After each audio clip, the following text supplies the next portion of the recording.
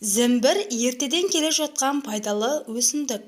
Зімбір қамысқа ұқсайтын көп жылдық шөптесін өсімдіктің тамыры. Ол зімбір тұқымдастарына жатады.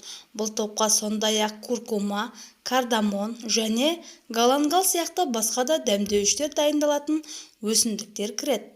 Зімбір ең ежелгі хош иісті өсімдіктердің бірі. Оңтүстік шығыс Азияның тұрғындары оны бірнеше мың жылдық бұрын өсіре бастады. Ежелгі Қытай, Үнді және Парсы трактаттарында зімбірдің сергітетін, ыстықты басатын және тазалайтын қасиеті туралы жазылған. Зімбір көбінесе жетіле өскен тамыр, кептірілген ұнтақ, маринадталған немесе қант себілген кесек түрінде сатылады. Сонымен қатар зімбір майы немесе тамырдан алынған сығындысы да кездеседі. Зімбірдің құрамында витамин, минерал және эфир майлары бар.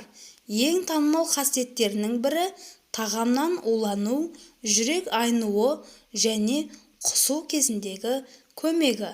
Зімбірді жегенде ағзада қандай өзгеріс болады? Зімбірді суық тыю кезінде жиі қолданатыны белгілі. Бұл өсімдік бойды жылытып, денеден көптеп тер шығуына әсер етеді. Бір кесе зімбір шайы толыққанды ем болмағанмен бой жылытып ауру белгілерін жеңілдетуге көмектеседі. Зімбір негізінен эстрогенге бай өнім. Эстроген зат алмасу процестеріне қатысады және көңіл күйдің тұрақтылығына жауап беретін гормон.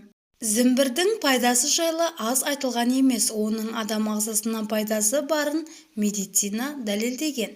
Дегенмен, зімбірді де дұрыс қолдану керегін ұмытпаған жөн. Алдымен пайдасынан бастайық. Зімбірдің пайдасы. Зімбірдің тамырында А, С, В1, В2 дәрумені мен магний, фосфор, темір, кальций, натрий, цинк және калий сынды минералды заттар, түрлі пайдалы амин қышқылдары бар. Арықтауға көмектеседі. Зімбір қанды қыздырып, айналымын жақсартады. Соның арқасында асқазан жұмысы мен зат алмасым күшейеді де адамның арықтауына септігін тигізеді. Тұмауды емдейді. Зімбірдің бактерия, вирус пен қатерлі ісікке қарсы тұрар қуатты мығым. Сондықтан зімбір шайын дайындап немесе зімбір мен эфир майын қосып ингаляция жасау арқылы тұмаудан тез сауығуға болады. Ал эпидемия кезінде зімбірдің адам иммунитетін қалыптастырудағы маңызы ерекше. Қан қысымын түсіреді. Жоғарыда айтқанымыздай, зімбір қан айналымын күшейтеді. Соның есебінен қан қысымы да төмендейді. Сондай-ақ миға оттегі айдауға көмектеседі. Иммунитетті күшейтеді. Зімбірдің құрамында дәрумен көп, әсіресе В тобына жататын дәрумендер мол. Аскорбин қышқылы мен ретинол бар. Ал бұлар адам иммунитетін күшейтуге жақсы көмектеседі. Токсикоз бен улануды қайтарады. Зімбір қан айналымын жақсарту арқылы ішек спазмасын жеңілдетіп, содан тағам отын тез қайтарады.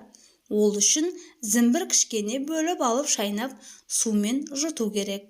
Зімбір өте пайдалы екеніне қарамастан, денсаулық үшін зиян болуы да мүмкін. Өсімдіктің ащы болуына байланысты асқазан, ішек, бауыр және өт қабы ауруы бар адамдар оны аса сақтықпен қолдануы керек. Сондай-ақ жүрек қан тамыры аурулары барларға зімбірден бас тартқан абзал, өйткені бұл өсімдік қан ағымын арттырады, қанның тамырлар мен артериялардан өту көрсеткішін төмендетеді. Ал бұл фактор өз кезегінде адам денсаулығының нашарлауына әкеліп соғуы мүмкін. Зімбірді мына адамдарға да ішуге, жеуге болмайды.